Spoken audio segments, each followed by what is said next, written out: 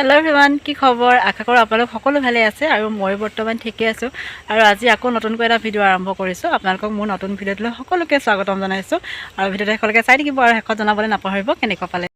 স্কুলৰ পৰা জাষ্ট পাইছোঁহি আৰু আজি স্কুলৰ অকণমান তাৰমানে ভিডিঅ' এটা আপোনালোকক দেখাম বুলি ভাবিছোঁ। মানে বাৰ্ষিক খেল ধেমালিৰ আজি আমাৰ আছিলে বঁটা বিতৰণী অনুষ্ঠান। অলপ মই ভিডিঅ' কৰি ৰাখিছিলোঁ, ভাবিলোঁ আপোনালোকক দেখাওঁ। তেন্তে চাই লওকচোন ভিডিঅ'টো। এইফালে সকলো ছাত্ৰ ছাত্ৰীকে মানে এনেকৈ বহাই দিয়া হ'ল। বাহিৰতে মানে মুকলি আকাশৰ তলত আমাৰ প্ৰগ্ৰেমটো মানে কৰা হৈছে। আৰু এতিয়া প্ৰথমতে আমাৰ টেলেণ্ট হাণ্ট পৰীক্ষাৰ মানে চাৰ্টিফিকেটবিলাক দি থকা হৈছে। এইটো অসম ভিত্তিত যিটো পৰীক্ষা পাতিছিলে তাৰ চাৰ্টিফিকেটবিলাক দি থকা হৈছে। আৰু আমাৰ স্কুলৰ এটা ভাল খবৰ যে আমাৰ দুজনী ছাত্ৰীয়ে পাবলৈ সক্ষম হৈছিলে। তেওঁলোক দুগৰাকীয়ে 76% পাবলৈ সক্ষম হৈছিলে। আমাৰ কাৰণে এইটো এটা গৌৰৱৰ কথা নহয় জানো? যদিও বঁটা লাভ নকৰিলে এখন মানপত্ৰ পাইছে, শতকৰা 54% লাভ কৰিবলৈ সক্ষম হৈছে। হিমাংশী গগৈ পঞ্চম শ্ৰেণী, আমাৰ ছাৰ বাইদেউ এখনক মই দি যাবলৈ অনুৰোধ কৰিছোঁ।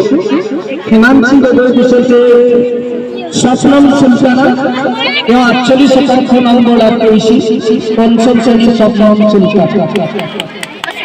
মই আমাৰ ছাৰ বাইদেউসকলকে দিবলৈ অনুৰোধ কৰিছোঁ। এফালৰ দি থৈ দিয়ক। কংকনা হাজৰিকা